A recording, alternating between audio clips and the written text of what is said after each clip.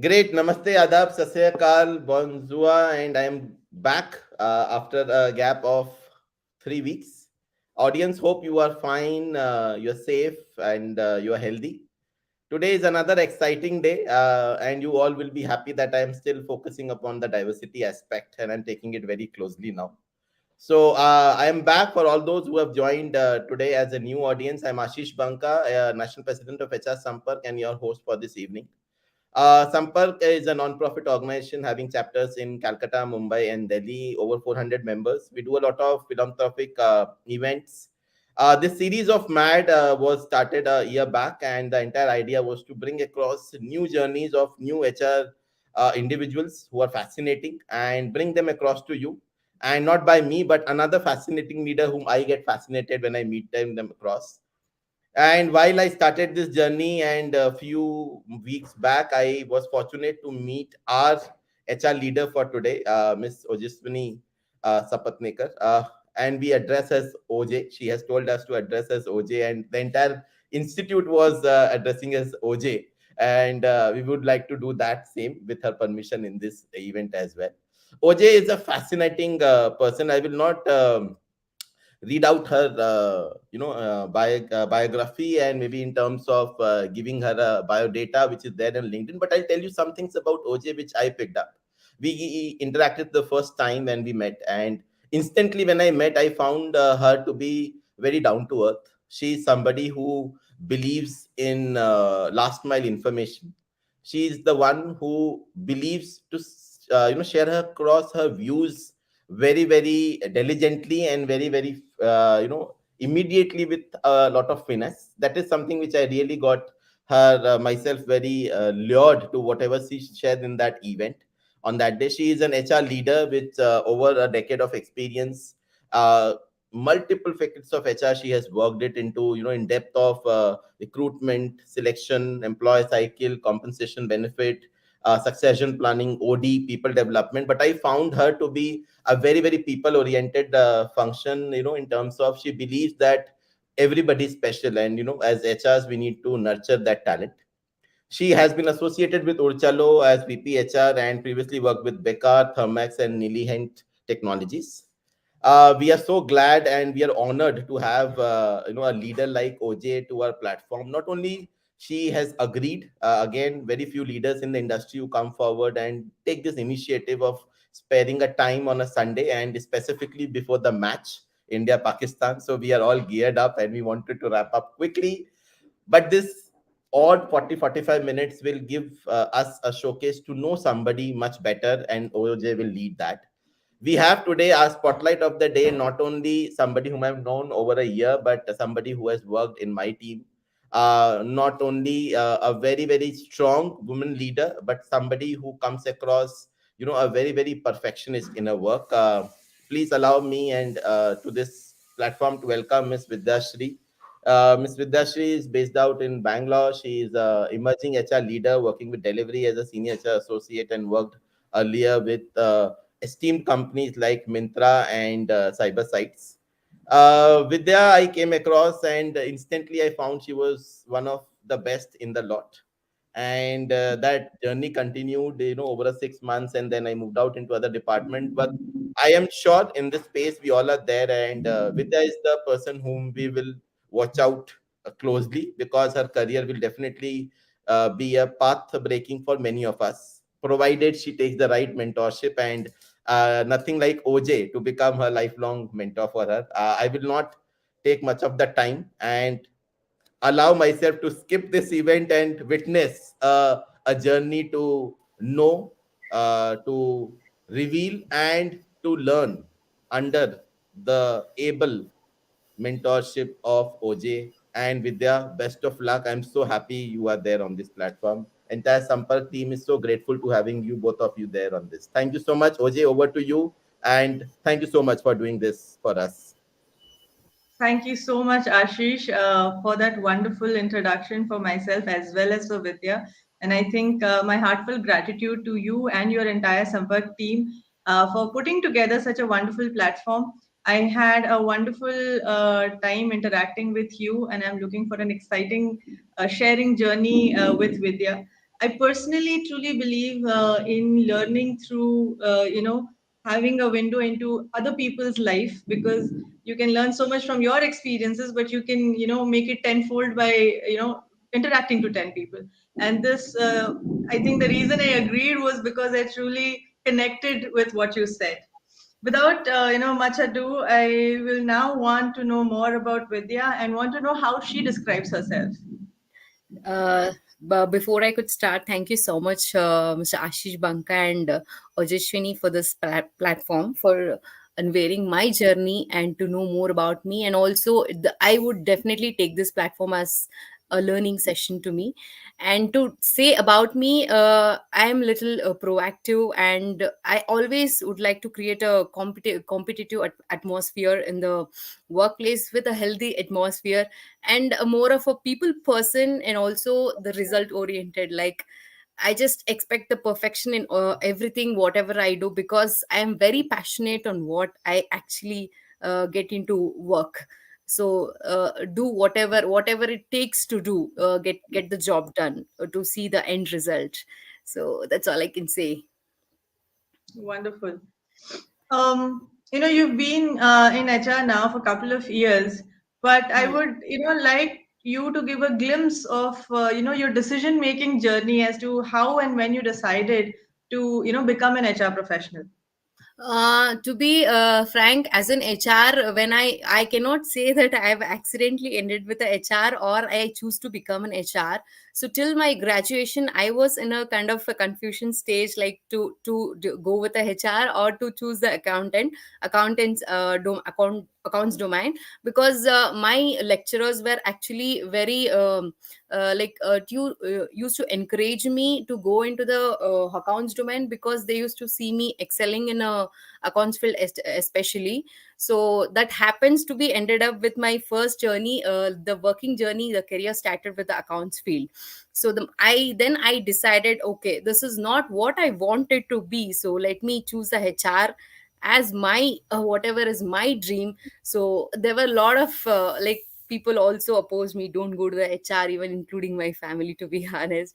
So I just choose to be an HR. So I can just say that, so after my post graduation, so I decided to switch my job to the completely to the HR field, where I got into Mintra and I started exploring myself, where my ideas or my innovative things, creative parts were came out. And I can just say that I am just not a leader. So as Ashish has mentioned, I'm a growing HR, emerging HR leader.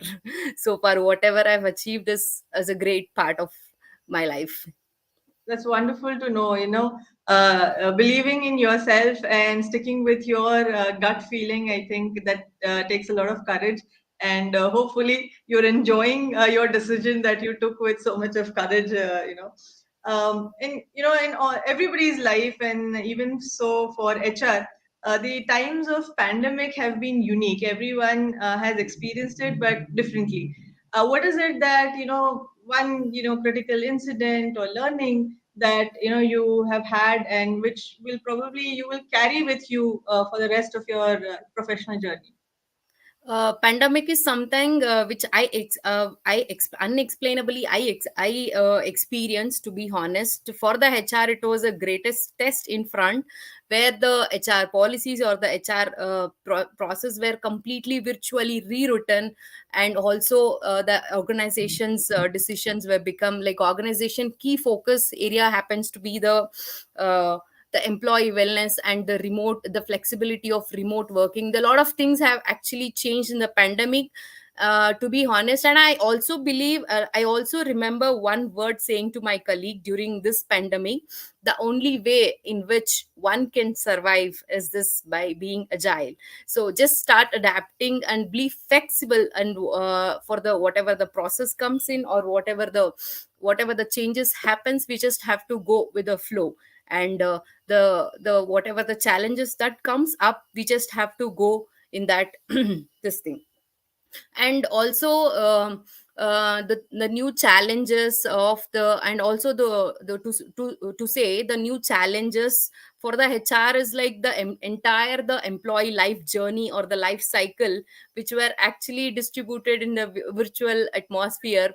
And to say in the post and pre pandemic for my journey, the unemployment was the biggest challenge which was during the pandemic, and I was one among them to openly say that I lost my job during the pandemic because of this. US states were the one of the country which was highly affected because of this pandemic, where the team was dissolved. So where it took me a couple of days, to be honest, to digest the fact that there is nothing to do more with whatever I'm doing it now. So I just took this time as a break, and I started learning few things, watching the YouTubes and HR process, HR analytics, reading a lot of things, and for the diverting myself with some thriller novels or something like that. So it actually played a vital role in my career. Like maybe for the 2 months almost, I was literally, okay, what is going to be the next, I was thinking on that. So it is like more of what is happening to this, and also I just don't want to give up on that part, and I just started doing more things on that. Maybe going out and helping out the people, and just relaxing yourself, and just see what's need to be concentrated to become a HR leader, or become a best HR person in your life. Okay. And so this was, where you had certain professional experiences, and the kind of transitions you made, the learnings that you had. As a person, was there, something that affected you or changed you in the, last 2 years, where a lot of, different kind of perspectives were seen to life? Yes, actually, to be honest, there are a lot of things actually changed, where I was zoned out, to be honest, in the past couple of years or pre-pandemic or whatever it is. Uh, because I was not given a much opportunity, I would say, to explore my ideas or explore myself. Where I got into a stage where I can think beyond, out of the box, and I can do this, I can do that. It's not that you can just be in that box and you can do that. So it has actually changed a lot of things, and it's like more of empowering self. And I started telling the people that this is the profession which the HR profession which will be chosen with very less people. And I remember one of a person and coming and telling you cannot achieve anything in this field, and which made me to be a challenging job, and I started doing it more on it, giving it more. And if I show this video to him now, so I would probably say that I have achieved You what should I you want. should show this video. Honestly. And I think you should get me and Ashish along with you when you're doing that. Yes. Absolutely. I will just say at maybe a minute on what I think. I think we all have come across Vidya who had done this. Coming from a very orthodox, low economical, financial background. All of us as HR professionals who have, been as has achieved on whatever little what we have achieved on our merits. I think we always there get discouragement, and even we get it now in the organizations at leadership levels also, where you are challenged and you are not allowed to do what you want. I think we Hmm. as audience, we rather than we replying them back that what we have done or not, I think the success is itself a big narration. I think you don't have to show, others will show that what Vidya is doing. I think that would be a befitting reply. You don't have to even invest your quality time on that person. Yeah. So, like Ashish, you just now said that we all had, different kind of experiences, and we have all grown. And it is often HR faces a lot of pushbacks within the business, within the society, in the social media as well. there's so many memes, and it is often not very encouraging. But trust me, after the pandemic, the first time when we started our office, the first function that we did was Holi. And I was more than elated to get a Rangoli competition done and create memes myself of it. So this pandemic, whatever it was, last 3 years, we actually missed that connectivity between the colleagues, or this whatever the employee engagement, which was completely on a virtual mode. So which was a biggest gap between the employees. Yeah. In the past 15 years that I've been in the HR fraternity, we have seen a lot of changes, and there are a few changes that we envisage. But the demographic has changed. It's a completely different generation of people that we are dealing with. A couple of new things that we had expected to happen 5 years down the line have probably become preponed because of the pandemic. Like work from home becoming a normal thing, and certain similar items like that. What is it that you see as the changes in the business which will directly affect or evolve the way HR functions? And as a continuation to that, you can also tell me, how do we prepare for that? See, HR function, as in what we say, it's a very as a conceptual model, it says that where you are and who you are, to where you want to be and who you want to be in this a kingdom of the HR. So there are a lot of changes which are made in the HR field, especially the technology and the talent are seamlessly adapted or integrated in the HR function, where it actually brought a creative, better, greater business values in the organization, most of the organization, and also the younger workforce, which are actually adapting to this digital or the technological um, works which are happening in the organization, has actually changed a lot, gave a the role of the HR as actually shaped into a different practice, to say on a wiser way. Wonderful. I think digitization picked up a lot more pace in the last 2 years than Yes. it had before. And anyone who had parked it for future to learn about digital and analytics should pull up their socks and really get on with it. Yes. Um, there are a lot of new skill sets and courses that we keep on hearing about, and especially now that learning has become so approachable, that is also online. Anything specific that you follow for yourself, any tool or platform, or some principle that you have for yourself in terms of learning and upskilling? In terms of learning, if you ask me, there were some couple of years I was thinking of doing this HR XLRI course of HR analytics, where the data gives a more precise way of where you can analyze, and it helps in better decision making, uh, which gives the better clarity on whatever the decisions you take upfront or the going forward. So this is one thing which I actually wanted to be and to do this course. And apart from this, I also feel that there are I actually often take the feedbacks from the people, to what is my lacking things, or what is my thing which what is my what is the thing that I am lacking in. So I just take the feedback from the people to learn myself, to understand in a better way and to improvise myself. So the communication is one thing I would definitely want to do it. And the more of innovative ideas, there are a lot of changes that is happening which I am actually having a difficulty in adapting, so which I would like to just get into and just go the adapt myself on that. As HR, we typically have two sets of bosses, or three sets of customers, so to say. But you have your own HR boss that you have a direct line of reporting, and then you have the business also that you are catering to, right? Hmm. uh, what is the importance of these leaders in terms of shaping the new generation of HR? See, one thing is that the directive boss which you report.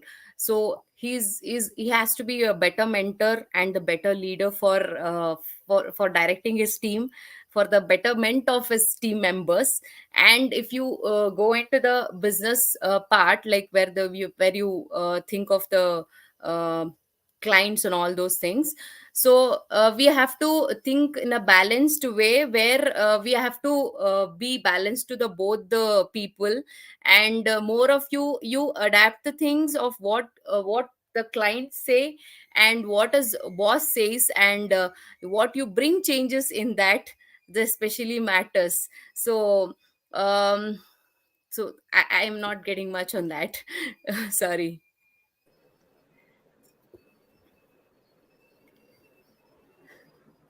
You are on mute. I think fair enough. You made a very good point that we need to balance both sides, and maybe both the leaders, if they can collaborate a little on that, that will help Yes. in a much faster paced development for Yes, the and all, new generation. I, and Yes, also uh, Ashish, you are the business has to think on also on the HR point of view. It's not only the business point of view, where the HR can also do the things in a better way. Like, it's not like how always the business thinks. It's also the HR point of view also be should be looked in. I think OJ, Ashish has something. I have a question for you. Some audience have asked it, so I'll keep barging in with some questions. Please, In please. the same lines, they've asked that, and they've sent me that, ask OJ that in her career, how did she deal with a very violent leader, if she had anybody, or Of somebody who course. is. Unfortunately, I have not had bad bosses either in the HR functional reporting structure nor in the business structure.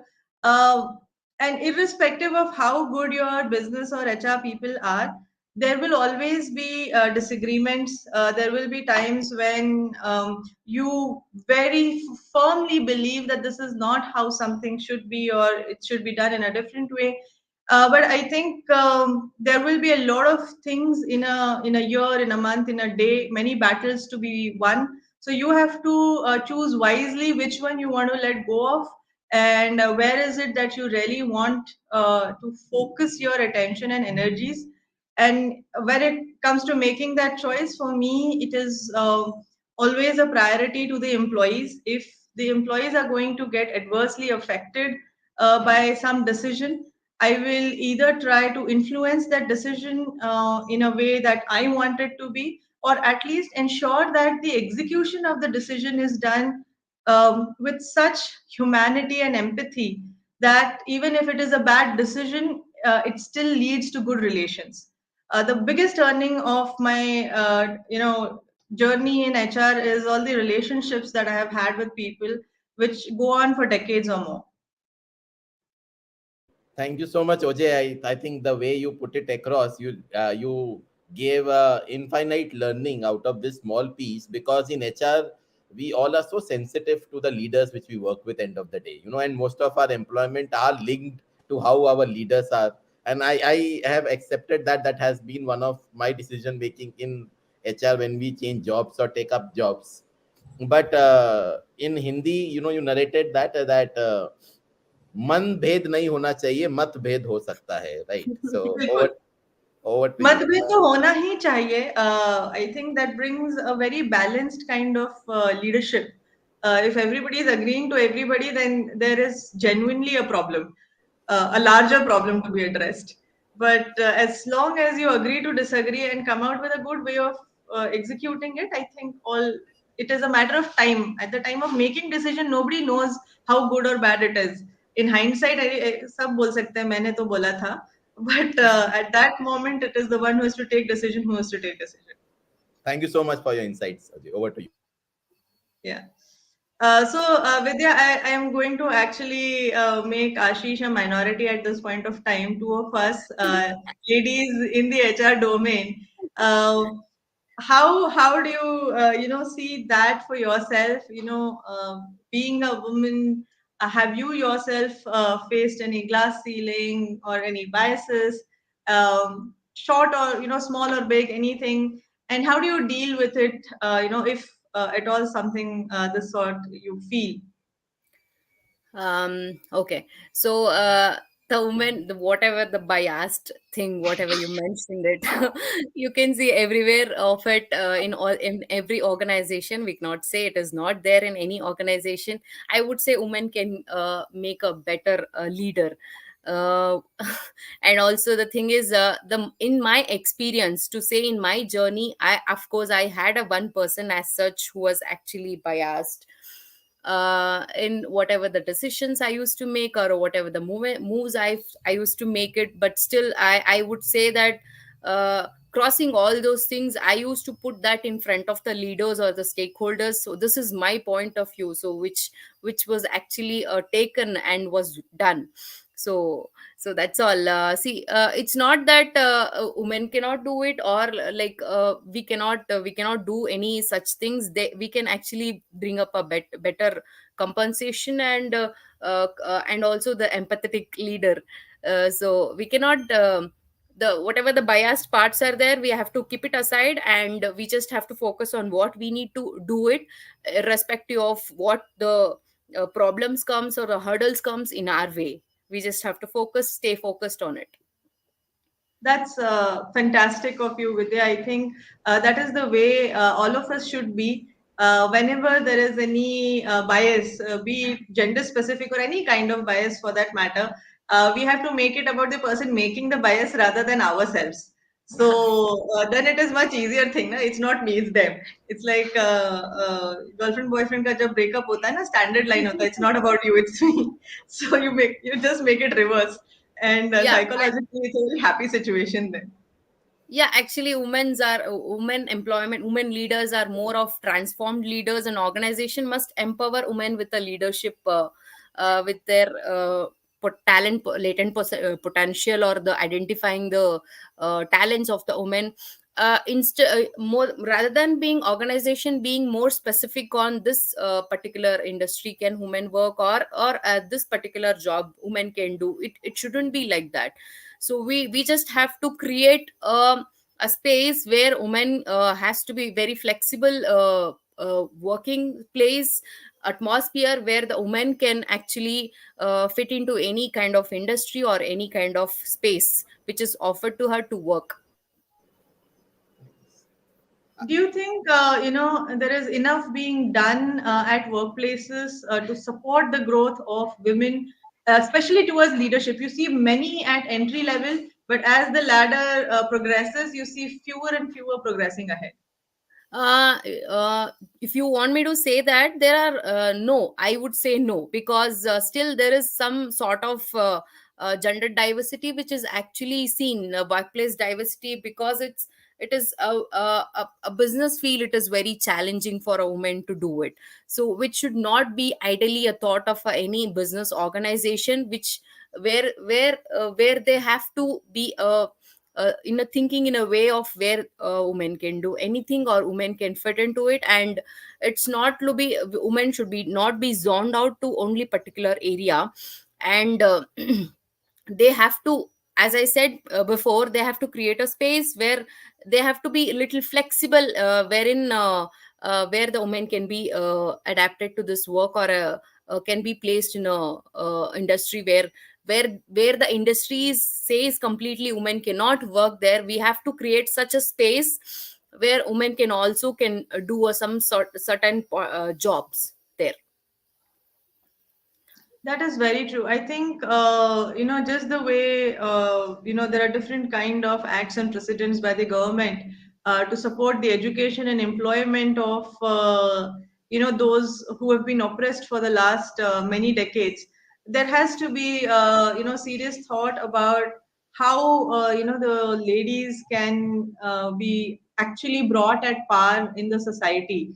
It is not just in office, it is more about a social transformation that is required, so that Hmm. you actually leave it to the women of the world to decide what they can do and what they cannot, or Yes. what they wish to do and what they rather not, instead of everybody else trying to put their brains to it. And also to adding to it, there are certain women's where they couldn't have achieved in the age where they were able to do it. For such females or the women's, they have to be given a space where they have to be given an opportunity again to come back and to prove, like what we see the Mary Kom, she, after giving birth to a three child, uh, she's just winning, she's sharing her winning moments. So something like that, the women also should be given a space where they can achieve more, even after when they say that they can't do it, this is a stage I can't do it, they should be given an opportunity again to prove it. Great, great. I'll just have 2 cents over this. Specifically, how I do look at women leadership is, I think we have come of the age where I will say that, and I don't know whether I am agreed or disagreed, but I feel women leadership in HR specifically is more privileged. Yes. I see a privileged section because the more number of female leadership or more number of female gender are deployed in particularly HR domain as a whole. I came across and I spoke to Dr. Ritu, who happens to be the chief the DNI officer for Tata Group, Tata TCS. And in one of the events, she mentioned how she describes is diversity is privileged and underprivileged, that Hmm. at any given point of time, this is like a behavior, it's like not a personality but a behavior which can change every time. So there are instances where both the genders, and I believe all the one who come across either from LGBTQ or female, male or non-binary world which we describe, we are privileged and underprivileged at many of the times, and we can come and complain that sometimes we are underprivileged, sometimes we are privileged, the other gender can say. So I think what we try to achieve is a more of a unified equilibrium where everybody gets a taste of everything, because it will be very difficult to come back and say we are 100% privileged or 100% non-privileged at times. I still remember at a point, I think how women leadership for me to describe, I don't know whether OJ will, would have point out, or whether Vidya would point out, that I still remember one of the incidents. Be honest, Ashish. Don't put disclaimers in between. No, not that way, but I Vidya might would have hesitant, would have not prepared, but still remember strong in my mind. Our leadership in delivery was, Pooja Gupta was our CPO, and when she was there, we really looked upon to her the kind of effort she has done to this contribution to HR fraternity. Vidya in that heavy dominated of logistics industry where female is less than 0.1% in the entire facility which we have. In that facility, she did two tremendous things along with Ramesh, who was the HR leader for South, increasing the women deployment even in the logistics segment of whatever ways it is possible, and then going in beyond and thinking about them. And she came back and spoke to me that can we install a sanitary dispensing napkin, dispenser there at the facility. For me, I had never thought that, because coming from a male orthodox mind, I would have never even thought about it end of the day. And that was so path breaking. And then we got that, we did some cost comparison, we got that installed. For me, with that point of time, very that point, she has become a leader which is way and beyond than many of her at that age. So that kind of thought leadership, I think women bring to the table, where they want to stand everybody in that gender of equality with everybody else, looking at that. So that is something for I look at gender equality rather than diversity. I think a very good point you brought in here, Ashish, that there are certain specific needs and challenges for any group, and having a person from that group helps you deliver for those needs and support those challenges better. So yes, looking forward to having more diversity in leadership, not just ladies, but a greater diversity, so that everybody has a better environment of working. Great.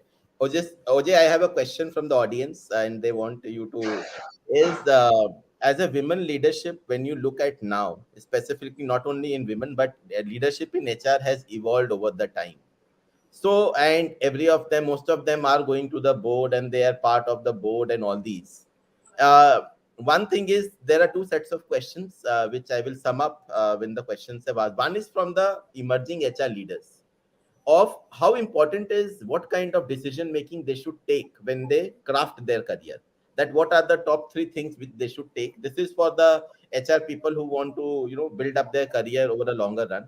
And the next question is for people of our of our genre, where everybody of us are at a leadership level. So what is the decision making for them they should take to craft their career? So both in a different time zone, what are your thoughts on that? Wonderful. I'm very happy. People have asked questions around this. I'll not say that I know a lot about this, but I'll definitely share what I have done in my life and what is it that I have valued, and I think that has helped me reach a certain place in my career. I think those who are still young in the HR fraternity are emerging as HR leaders. I will want them to not deny, any kind of work or any opportunity. For two reasons. One is you would have missed an experience, and second is somebody else has grabbed it and have moved ahead in the competition. And no matter what work or career you are doing, it is competitive landscape. So make sure that irrespective, especially if it is a kind of work that you have not done, whether it is in the HR domain or some other domain, okay, please go ahead and do it yourself for the first time. Okay, it can be small things, it can be big things, but do not shy away from it for the fear of failure, or because it is not of my interest, it is not where I want to grow in, in next 10 years. Don't worry about next 10 years. Take the first step and take it here and now, and take it every day. This continuous journey itself is going to lead up to a very solid foundation for your growth and for you to become leadership. When you're a leader, you will not be allowed to have time to learn. You will not be allowed to go in depths of everything. You can be a good leader only if you have spent that time in your younger days, when you had the time, learning and introspecting each day about what you have done, right? So please make sure that when you are switching a career, you're not doing it because you are just tired, or you're just bored of what you are doing currently in the organization. Look for new things within the organization, explore new things, help a friend doing his job. Not because you're trying to help him doing his job, you're going to learn what he does in his job.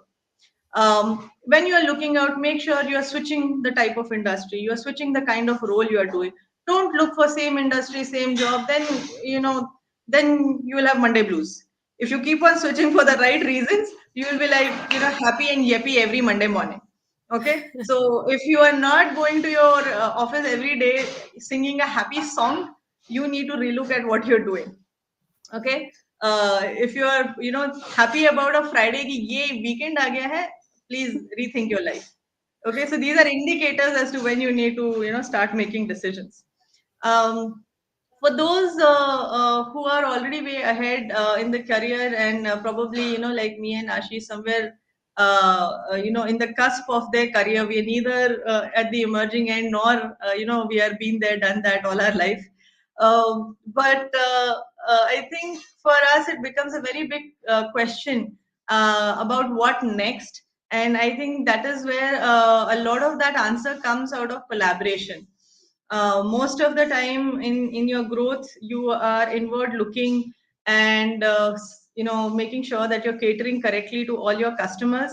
But having gone through that journey, it now becomes a very outward looking as to whatever we have learned in the last 10-15 years, how do we give it back to the society, how do we give it back to the fraternity? Because obviously life, world is a circle. When you give out something to the society, something good definitely comes back to you. So that is what I would request everybody who has spent considerable time in the industry, to invest back into the industry, so that we just have a better set of people.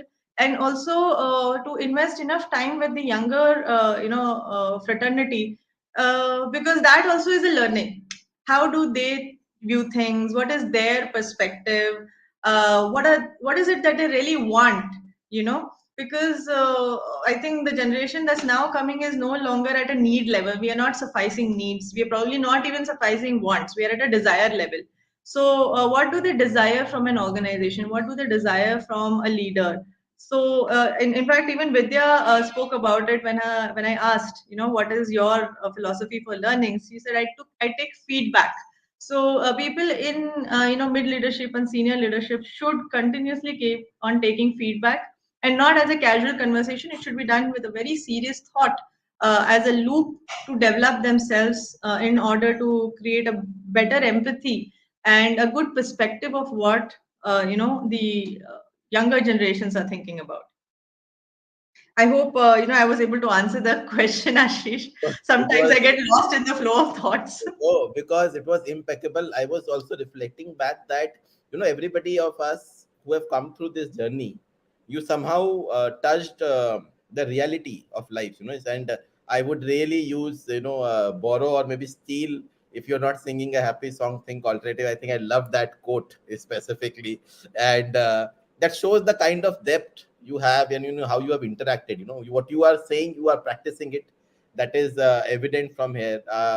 While we are also nearing to the end of the session, and trying to wrap it up early. Over to you, OJ, for the last few some questions to Vidya, and then we'll move with the rapid fire. So, Vidya, being an emerging HR leader, I would want you to, if somebody is as on this date contemplating whether I want to take HR or not, what will be the top three reasons why somebody should take HR as a profession? See, HR is something, HR profession is actually very unique profession, I would say. First thing is that you have to go, you have to choose into it. And there are something like, which you say, which you deal with the people emotions, which you actually connect with the many people, and the learnings which you get from the people which you interact as more. So that is one thing I would definitely say. And HR is something very very few people actually take it, as we interacted on that and pre-order this, and we actually shared this. You actually said to me this. Very few people actually take up this HR thing. Why not I take it, and why not I achieve something in this, become a great leader and show it to everyone. So you just have to, there are a lot of broader ways you understand, a lot of things you get into it. There are a lot of challenges which you learn, which actually connects to your life. The learnings will connect to your life, and there are a lot of things you learn from that, basically. Thank you very much, Vidya. And I totally agree with you that there is a lot that we can take away from HR and implement it in your own personal life. On a funny side, I'll tell you that I have a R&R system with my son. For every good deed he does, there is a star, and for accumulating stars, he gets a prize. Oh my goodness. So, so yeah, there is learning, and trust me, dealing with humans is something that you do in Yes. every walk of your life. So if you get to do it professionally, I think personal life gets eased out a little bit.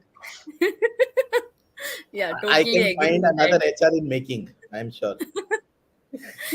So while we also, so my thought only on this is, when we go to colleges, with me and OJ will also agree, we find HR people in very less count compared to the other domains which are there, which Yeah. Vidyavit is also resonant. Is not only people want to take it up, but as students they are conscious of that, how many job opportunities are there, how many times people are coming, because you want to do an HRBP role, you want to do a SME role. End of the day, you don't want to become on a longer Agent. period continued time to become an HR recruiter and just doing a same monotonous job. So the Yes. evolving nature of HR, the opportunities do not give that kind of quantum where we can find a lot of people buying it out. End of the day, so because you cannot have a man-to-man marking for each employee, you have each HR. We would love to have that, in fact, because that will create a lot of employment, but that will also put a lot of companies funds into a jeopardy. So that is one of the reason which I feel that you do not have. But as long as we have leaders like OJ and you all both are 2 is equal to 200, so we can we can put that into a fair context. While I'll take this session in the fag end of the day, and while we wrap it up with some quick rapid fire questions which I have for you, Vidya. Three of them only, to just for the audience to know you better as there. Because so, how do you describe yourself more, aggressive or assertive? Aggressive. Okay. Aggressive. Great. What do you see one quality when you interview people? Mm-mm-mm. Okay. The way they present themselves is one thing I see, and I can just say something out of it. If you become CHRO one fine day, what is that Mm. one policy would you will implement immediately when you have the empowerment? Diversity is obvious question mine, because I just want to see wherever we can get into it, A because last, there are still a lot of industries which we actually say yes. I hope you become CHRO of those industry where diversity is less. So we will Array. look, so we will, because OJ will resonate what I'm saying. It is easier when you come, from top to bottom as part of agenda, but it's so difficult. And we would have seen in our organizations also, for 0.5% increase also, we need to strive so hard. It's not natural end of the day in Hmm. certain industries. The last question, Vidya, and I know that OJ can also come and give her thoughts. Uh, do you feel that as for employee retention, and I know it's a weird question, but still, nothing is weird in nowadays. Do you think HR department should set up a matrimony department so ensure that both husband and we can get future couples? Maybe maybe a kind of, do we promote that kind of? No, absolutely no. My answer would be no. Okay, your thoughts. She has outrightly Why said not? no. Why not? We should give pre-birth employment letters to the kids to Also, the kind of industry we come from, we need to sit across the maternity wards to get 18-year advance employment and then. So yeah, I think no person actually exists as an individual, right? You are yourself, your friends, your family, your colleagues, and so if if you had a circle and I was a dot in that and there were more circles, the greater circles I'm able to engage with, as a person, as a organization, as any entity, there is going to be greater engagement, because I think loyalty with an employer is a myth. It never really existed. There is a need, and or a want or a desire that your employer is sufficing. Engagement only grows with more and more levels of engagement that you can get into. Often, there are debates around it that it can be distraction. People can get distracted, but I think that is the kind of maturity you need to develop in people. Sit across the table, and so there is one rule that I have, that I follow myself. I tell it to my team and everyone around: talk to people and not about them. Okay, so if in case I have a situation where there's a couple that is employed and their behavior is creating distraction, I would rather go and speak with them, because it is their behavior that needs to change, rather than talk to every other 10 people saying कि ये देखिए लोग कैसे कर रहे हैं, इसीलिए ऐसा Hmm. हम नहीं करते हैं. In fact, I would rather create an ideal couple in the office so that more people are encouraged, so there's greater engagement. So and you can't really stop. Just imagine if you have two people who are in office and they want to be with each other. If you try to stop them, both of them will leave. So I really wouldn't want that. So I'm not going to say I will encourage or discourage, but I'm going to be supportive of whatever people decide for themselves. It's not, and I'll try and make sure that it doesn't hamper the business. I don't think business ko se koi problem hogi. So let people be happy in, just be themselves. That's out of the box and path breaking thought for you, team. For audience, again, OJ is there. OJ, last question. Before I end, I should have ended this, but this is a question which I could not help myself asking, and it has been asked to you by Pawan. He happens to be an HR individual in Mumbai, and he has asked. I don't know how I have to ask. I'm taking a lot of courage to ask this question on social media. on success. What he meant that I am a 10-year-old person with HR experience. I see I have not achieved so much compared to a lot of people. I do not have much pedigree, and I have not achieved a lot of success. There are many people which I come across, only few have achieved a success. Rest is just leading their life in whatever form and way they accepted whatever they are. What is OJ's advice? How do we come to terms to our life, and how do we look at success when we look at this reality of life? I know it's, I don't know how it's a very, very sensitive and a very personal thing, Pawan. But OJ, your thoughts? I think this is a very valid question where 95% of our population are not called successful, because success parameters are variant from people to people. Some look at compensation, some look at designation, some look at authority. But this is a a naked fact where 90% of our HR people are earning, say, X amount of salary, which is not in par with many of the other people who are earning, and they're just leading a life because they have to be cautious of their employment. They cannot get employment at a drop of a hat. Your thoughts? How they should look at success? What how look at they should look at more meaningful contribution? Over to you, OJ. Okay, this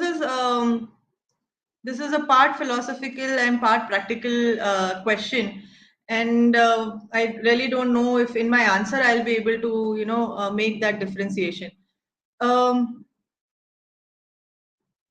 Success, like Ashish said, is defined differently by different people, and there can be a component. Somebody it can be compensation. Somebody it could be something.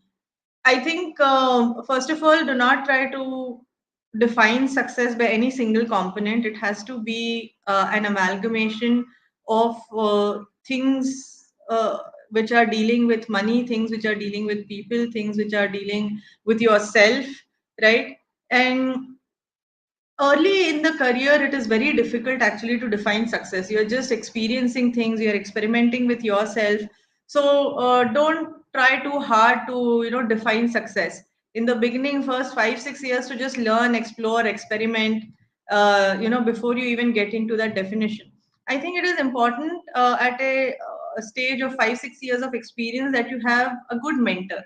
It could be your boss, it could be somebody in the fraternity, it could be somebody in the business, but someone who you look up to and someone who is willing to accept you as a mentor, so that they can help you define what success means for you. Because doing it even at 5 6 years of experience is a difficult task, right? Secondly, I think whatever we do in life, if you're doing a job, first is it is means to your end. So if what you're doing is not really helping you with that basic sentence, means to end, definitely you need to work upon doing more or doing better. But beyond that, if that is being taken care of, uh, please focus on yourself. See if what you're doing allows you time to be yourself, healthy, to be happy, to spend time with those who are near and dear to you. These should be elements of your success. If you focus too much on any one element, no matter how much you get in that one element, sometime down the line you are going to start feeling disconnected and dissatisfied with all other elements. If you see that you are earning a lot but still means to end is not happening, you need to redefine your end, definitely. So there's a lot of Western culture that we have adopted today. Like we have joint family. We moved from joint family to nuclear family. We have smaller family definition. पहले हम दो हमारे तीन होते थे, फिर दो हो गए, अब एक हो गए, अब दो भी नहीं होते, हम दो ही नहीं होते. People are living single for a very long time. And after getting married at a late stage and having kids at a later stage, then you want to support them for their higher education in the US. Like, क्या है ये? Bring a balance somewhere, na? Either you get married early and then you have a career span in which you will support education. How are you going to support higher education doing MS in the USA after you have retired? Be practical in life. So if you have adopted one part of the different culture, then you adopt the other part also, where at the age of 14 you tell your kids, fly away.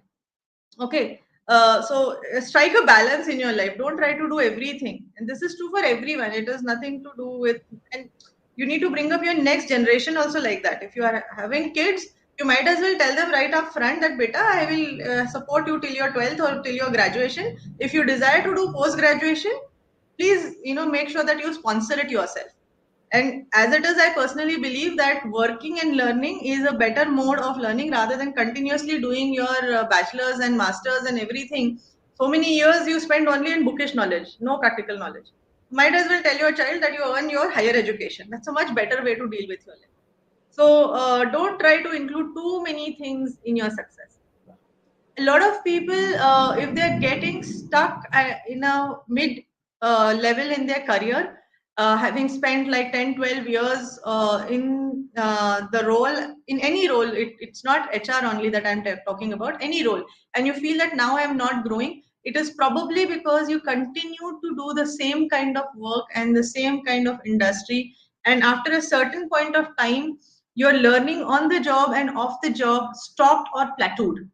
Okay, never stop learning. It can be anything. Okay, for the old, previous people, slightly earlier people like myself, Ashish, and even earlier one, for them even doing Excel and Microsoft and Outlook was a learning, but we didn't shy away from them. Doing online sessions was a new thing for us when pandemic started.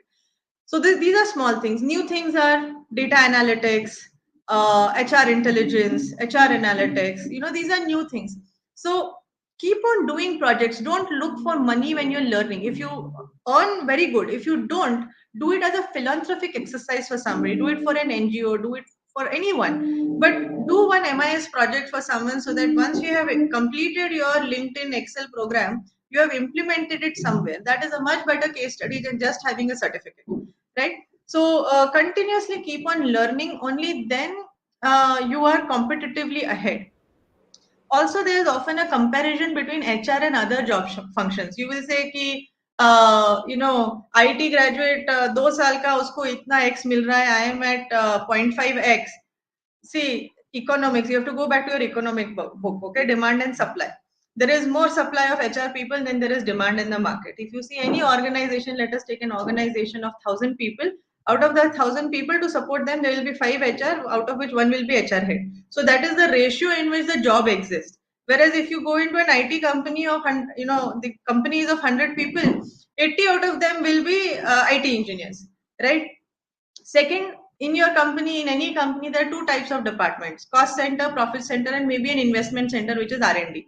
If you're a cost center, you will be seen as cost, and all the time there will be a effort to optimize that cost, right? So that is how HR function is being seen. Now it is up to you, if you can add value by creating dimensions in your work which are not seen as cost, okay, which are either seen as an investment or even as profit, or if you can create value, put numbers to the work that you're doing and show that how your work is adding to your top line or reducing your bottom line, then the organization is going to be willing to invest in you.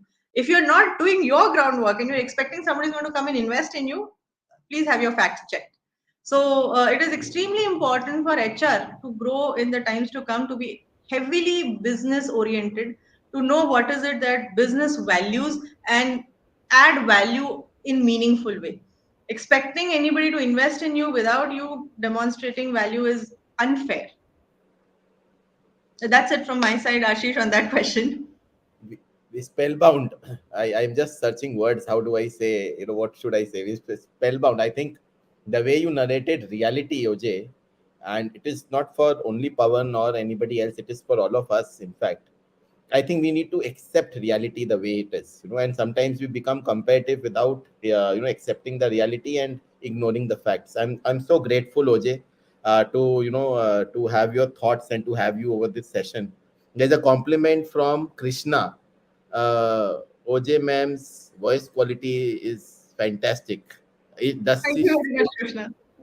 does oh, does she like singing? I don't know, maybe a very personal question. So, I'm very fond of singing, Krishna. the voice quality, I should compliment you on that, OJ. The kind of voice quality which you bring, it's like it is it's like seamless, it's seamless. I think thank you so much. We have a last question. I'm sorry, Abhishek has asked a question. Being an HR, what is the most difficult part, challenges of implementing DNI, diversity, equality, and inclusion? What is the most? This is the last question, audience. We will have to take up. OJ and Vidya, if you can share your thoughts. What is the one most difficult part or a challenge which you face? Um, See, first of all, the moment you speak about diversity, equality, and inclusiveness, the most important thing is that you accept that there exist diverse people, there exist inequality, there is unacceptance of certain people to certain other people. And the challenge is that people don't exist, accept that. सबको ऐसा लगता है सब कुछ ठीक है, or because HR wants to do something, we have created this. But it is the reality of life. In fact, Aristotle and many philosophers, in fact, have said that equality is a myth. For the society to run, there will always be inequality, but we need to, as a good governance, needs to decide what kind of equality and what kind of inequality needs to exist in the society. And when they say what kind, what they meant was there will be inequality in terms of authority, in terms of responsibility, in terms of who holds the decision making power, so on and so forth. But there should not exist any kind of inequality in terms of opportunity, in terms of um, ability to explore, in terms of opportunity to make mistakes. If there is a culture which is penalizing people for making mistakes, or penalizing people for belonging to a particular category, I think it's very toxic. So the idea of diversity and inclusion is that you bring acceptance to different things, different type of people that exist in this world, and consciously create an environment to give equal opportunity to everyone, irrespective of the kind of diverseness they come from. Um, and having created that ecosystem, have everyone to engage in it. Most of the times, what happens is you do step one and step two. At step three, people come and say कि ये तो मेरे लिए नहीं है, ये हमारे इधर तो नहीं होता है, बिकॉज वी जस्ट थिंक कि ये किसी और का प्रॉब्लम है, जबकि ये किसी और का प्रॉब्लम नहीं है. इट्स लाइक लाइक यू से I love Mumbai, but for people in Mumbai खुद ही भीड़ का हिस्सा है और भीड़ से ही प्रॉब्लम है. It's like that you are a part of that diversity and you have a problem with diversity and inclusion program.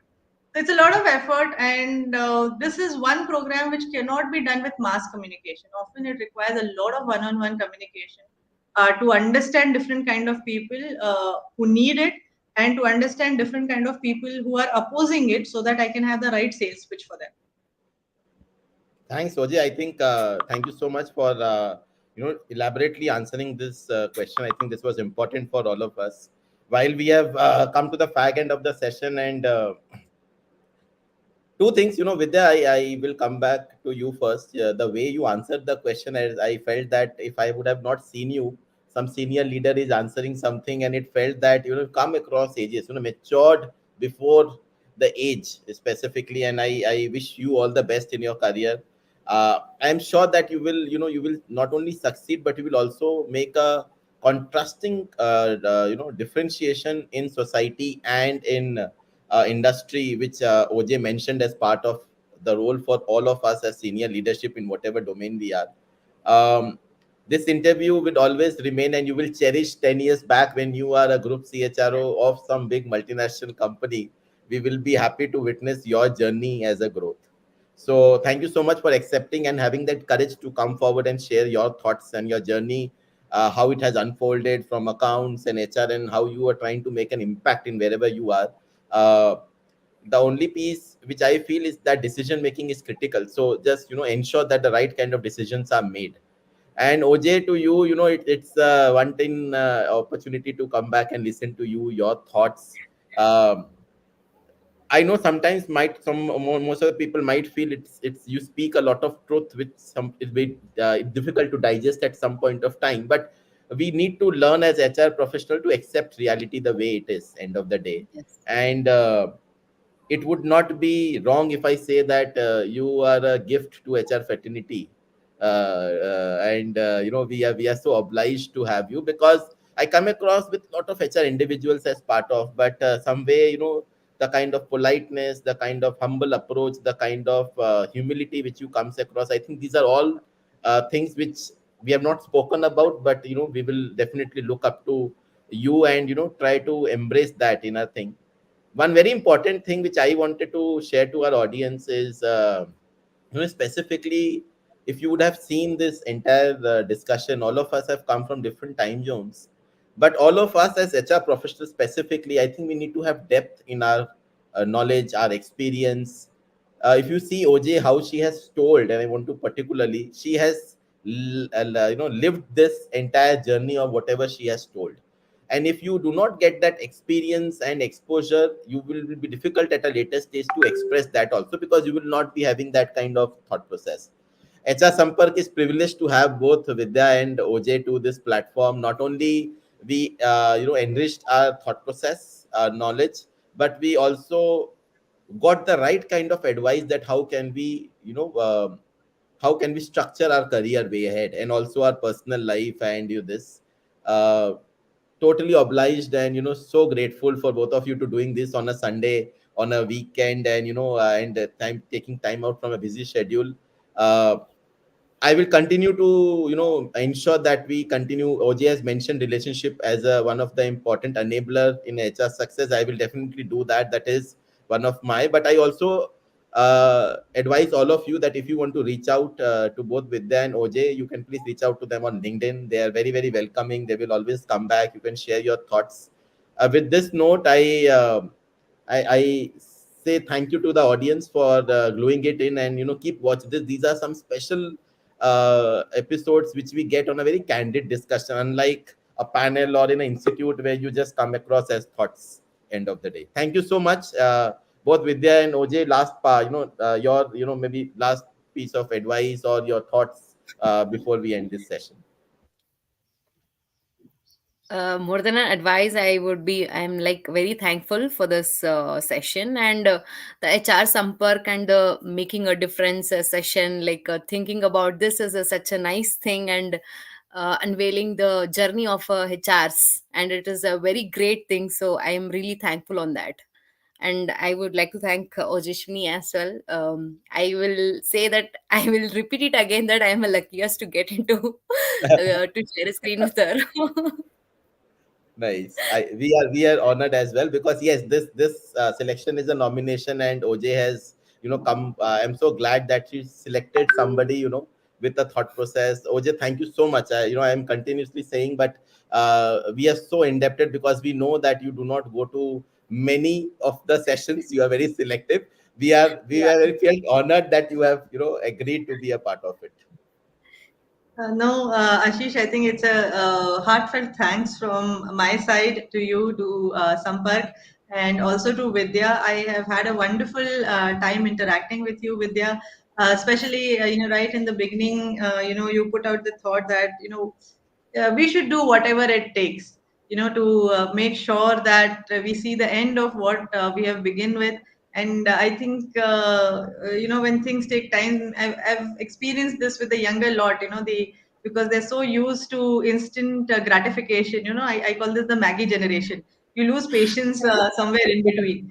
So don't lose patience, and stick with what you started with. And I think with the kind of thought process you have, the kind of decision making ability that you have, I see great potential in you, Vidya, to become a good leader in the HR domain. And not just HR, I think people who put their heart into what they're doing. Once they put their heart and mind into something, they can grow in that field very easily and very fast. So all the best to you, Vidya. I hope to see you soon in the leading ladies or leading leadership kind of program, and maybe sometime soon we'll be in a CHRO meet or something of that sort, right? Yeah. Yeah. Thank you Sharing the so chair one day in the panel discussion, I think would be a Oh my befitting, goodness. befitting submission to this journey. Thank you Yeah. so much. So I am we glad can do that a then and now kind of a photo. Well, we yeah, preserve this in a then and now kind yeah. of a Thank you photo. so much. Thank you, OJ. Thank you, Vidya. Thanks a lot, Thank you so Ashish. much. Thank Really a you. privilege to be on this